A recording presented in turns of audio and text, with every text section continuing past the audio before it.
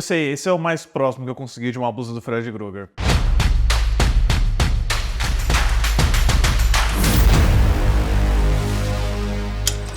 Olá, fãs da sétima arte, meu nome é Lucas Nascimento e esse é o Lucas Filmes e vamos seguir aí para mais um vídeo do nosso especial de Hora do Pesadelo para celebrar os 40 anos de Fred Krueger nos cinemas. Hoje falando sobre A Hora do Pesadelo 4, O Mestre dos Sonhos, filme de 1988 dirigido pelo Renny Harlin. Mas antes eu pedi para você curtir esse vídeo, se inscrever no canal e ativar o sininho para não perder notificação dos próximos vídeos.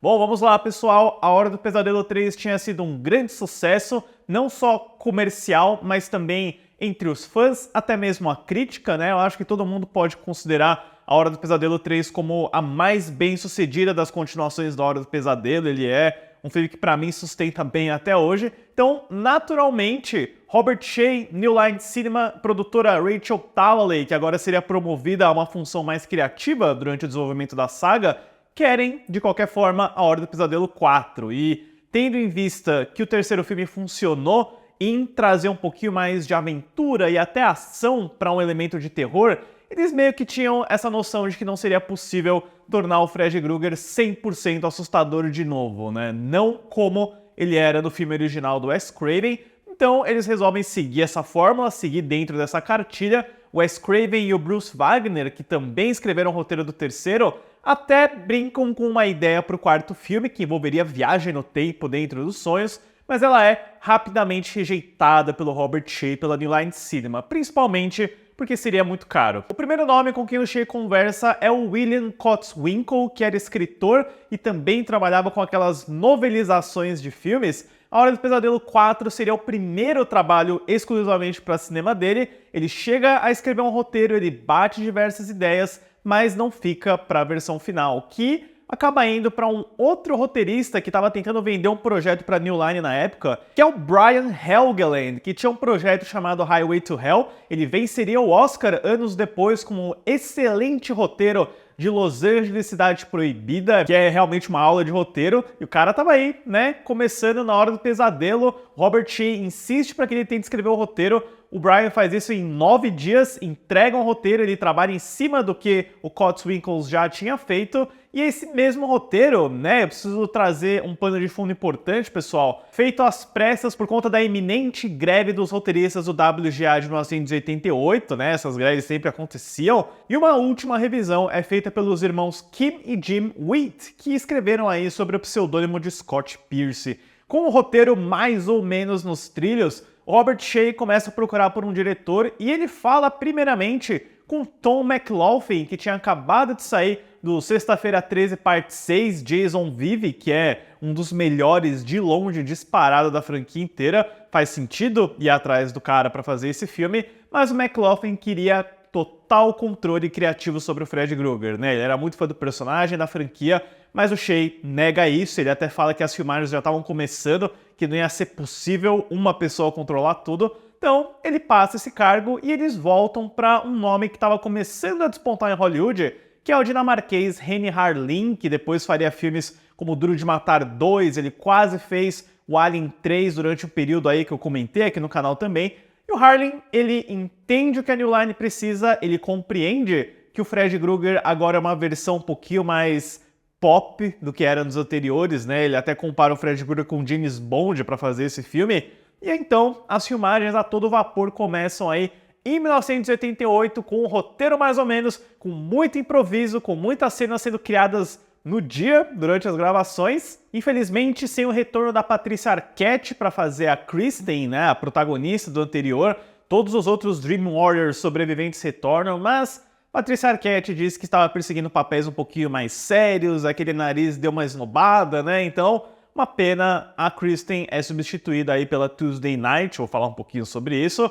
Com um orçamento de 6 milhões de dólares e meio, né? O Robert Shaye sempre mantém a rédea curta para esses filmes aí. Tivemos A Hora do Pesadelo 4, Mestre dos Sonhos, chegando nos cinemas em 1988. O resultado, pelo menos para mim, é um filme que não chega no nível do terceiro, mas também ele é melhor do que eu lembrava. Ele tem bons elementos, ele tem ótimas cenas de morte.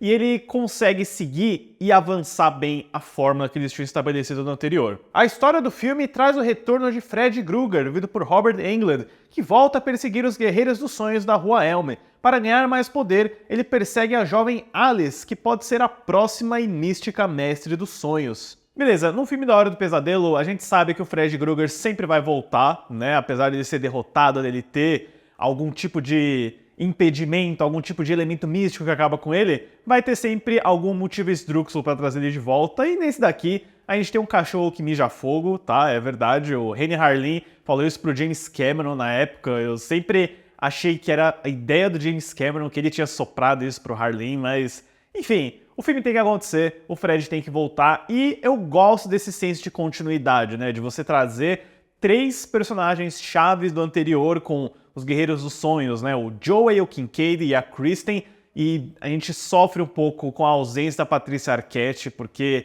ela era muito boa naquele filme, ela era uma boa personagem, e a Kristen da Tuesday Night, ela é bem diferente, ela tá num relacionamento, ela é um pouquinho mais extrovertida do que a versão da Patricia Arquette, mas principalmente a Tuesday Night é uma atriz muito ruim, eu acho que isso prejudica a personagem, prejudica a união do grupo, né? Eu gosto da dinâmica que eles têm, onde eles constantemente ficam se encontrando nos sonhos, né? Eu acho que essas continuações da Hora do Pesadelo, em especial o quarto filme que sofre com a greve dos roteiristas, tem ideias que eu vejo o potencial e eu penso, caraca, isso seria muito bom no remake. Esses filmes podem ser refilmados para trabalhar melhor esses elementos da página. O próprio conceito de que a Alice, que é a protagonista nova da Lisa Wilcox, ela vai absorvendo os poderes e habilidades que os outros Guerreiros dos Sonhos têm nesse mundo fantasioso dos sonhos, né? Esse conceito é muito legal, mas é muito apressado e é meio bobo demais a execução deles em algumas cenas aqui.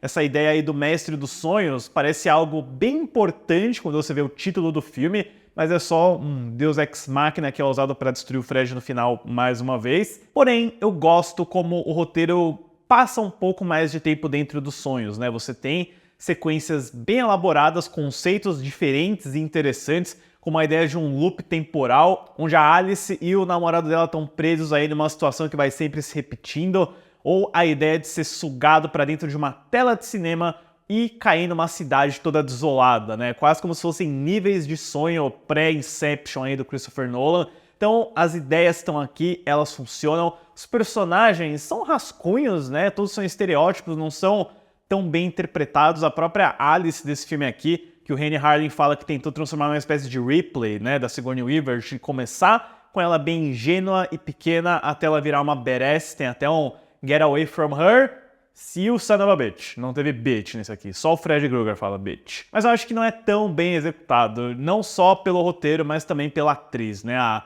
Lisa Wilcox, que faz a Alice, não me convenceu. Eu acho que falta um pouco daquela presença forte, como era a Heather Langenkamp, apesar de ser meio inexpressiva no primeiro, ou a Patricia Arquette do terceiro.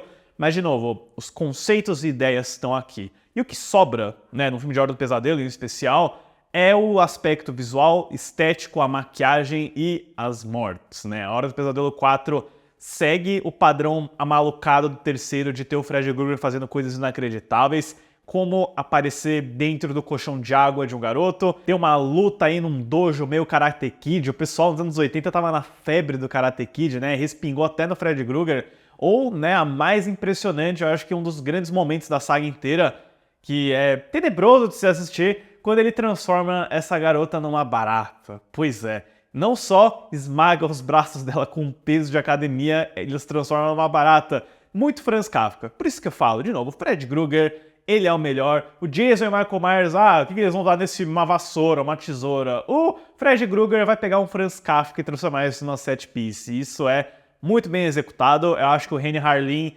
manda muito bem por trás das câmeras. Ele mantém aquela estética legal da Noite Azulada, mas ele extrapola, porque esse filme ele tem uma escala maior. Os cenários e sets dessas cidades abandonadas, do clímax, que é dentro de uma igreja com uns vitrais bem interessantes, são impressionantes, né? Para um filme que é meio que construído enquanto você tá no caminho, né? Você troca o pneu com o carro andando. Eu acho que ele é bem coerente visualmente. Ele tem o Fred Krueger numa praia colocando óculos. Ele aproveita muito bem a iconografia do Robert Englund.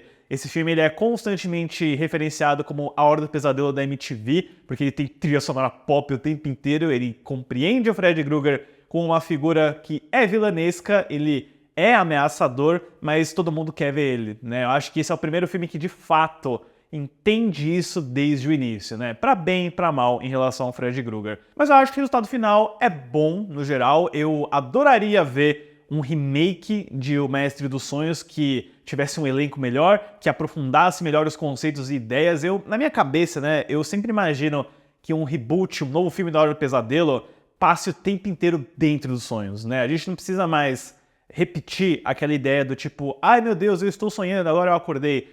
Eu acho que eles podem ir mais fundo, eles podem construir todo um universo assustador e místico dentro dos sonhos, mas acho que talvez eu esteja me desviando do ponto, pessoal. Ou se vocês quiserem, depois eu conto aí qual seria o meu pitch para um novo Hora do Pesadelo. Mas o que temos aí no quarto filme do Renny Harlin é um bom filme, boas mortes, boas ideias, não é tão bem amarradinho quanto o anterior, mas é uma das sequências aí da Hora do Pesadelo que pessoalmente eu consigo me divertir até que bastante. Para a Hora do Pesadelo 4, Mestre dos Sonhos, eu dou uma nota 6. E no lado financeiro, A Hora do Pesadelo 4 acabaria sendo o maior filme da franquia Hora do Pesadelo até aquele momento, já que ele estreou nos Estados Unidos em 19 de agosto de 1988 com 12,833 milhões, que ajustado para a inflação de hoje dá cerca de 34,204 milhões, fazendo uma bilheteria doméstica total de 49,369 milhões, que ajustado para a inflação de hoje dá cerca de 131,583 milhões. Para um filme que custou apenas 6 milhões de dólares, isso é grana no banco e um sonho molhado para o Robert Shaye e New Line Cinema, que continuariam fazendo mais filmes de Hora do Pesadelo, e a gente volta no próximo filme do especial com o maior horror de Fred. Deixe nos comentários depois o que vocês acham sobre o Mestre dos Sonhos e toda aquela sequência da barata. Nossa. Certo, pessoal. Obrigado pela visita e até a próxima sessão.